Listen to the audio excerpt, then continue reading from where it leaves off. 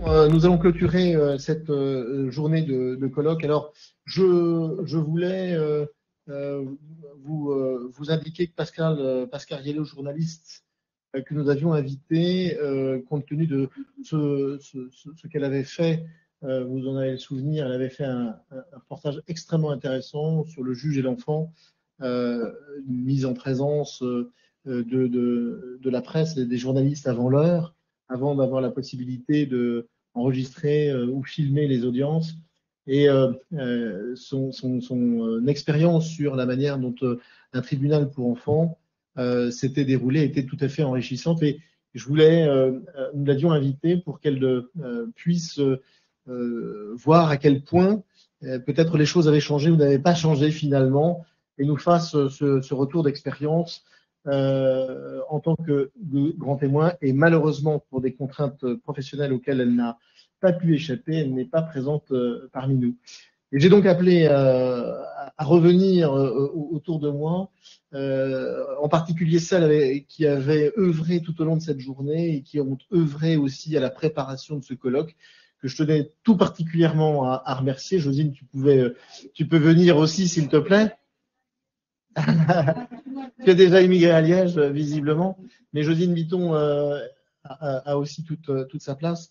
Je voulais remercier les permanents du Conseil national des barreaux, Corinne Méry qui est ici encore présente, Omayima Larag, Josquin Legrand, Charles Renard en particulier, et puis toute l'équipe de la communication pour le soutien technique. Je sais qu'il y a eu quelques petits problèmes techniques qui ont pu se dérouler, mais nous allons envisager, pour répondre à une des questions du chat, de pouvoir mettre en ligne ce colloque, ce qui vous permettra de pouvoir le revoir à tête reposée chez vous, avant de vous endormir, et de réfléchir, non pas ruminer, mais en tout cas réfléchir à tout ce que l'on a pu se dire. Je voudrais laisser une dernière fois la parole à celles qui sont autour de moi pour savoir s'il y a en une phrase ou deux ou trois, vous n'avez pas le 3 et 4. On est pris vers le temps. Qu'est-ce que vous retenez de cette journée que nous avons passée ensemble depuis tôt ce matin? Stéphanie, Thalès-Pouet. En une phrase, en tant qu'avocat, je ne peux que rappeler l'importance de l'avocat fil rouge pour accompagner l'enfant tout au long de la procédure d'assistance éducative et même au-delà, puisque je sors de l'atelier sur la protection jeunes majeurs, et donc se dire et rappeler que ça ne s'arrête pas aux 18 ans et que nous sommes là et que nous avons une place à prendre pour accompagner l'enfant même au-delà des 18 ans. On va faire de l'autre côté. Isabelle Roth. Oui, donc très rapidement, puisque j'ai animé l'atelier justice restaurative.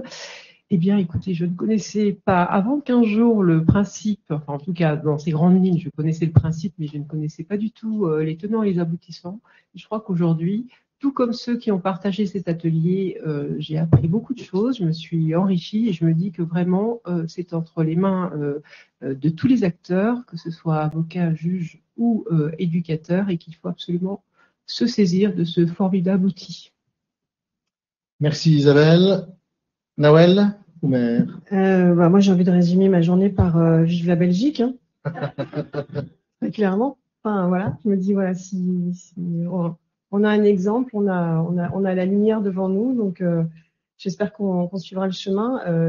C'est encore un petit peu long pour convaincre que l'avocat d'enfant doit être présent dès la naissance de l'enfant, l'assistance éducative, mais je pense que nous avons beaucoup d'arguments et beaucoup de force pour y parvenir. Donc voilà, on est près du but, on va dire.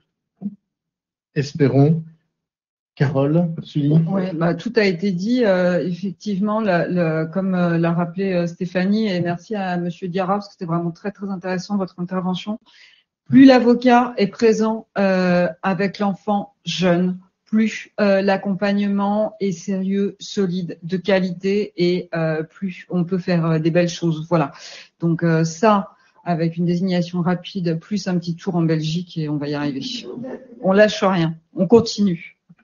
Tout à fait. Et puis moi, en guise de conclusion, c'est un peu celle qui a été inspirée par un commentaire dans le chat d'un des internautes qui disait que c'était très étonnant de mesurer à quel point l'intervention de l'avocat peut susciter des craintes, voire des réserves, et qu'il y a lieu de mettre fin à ces craintes et à ces réserves.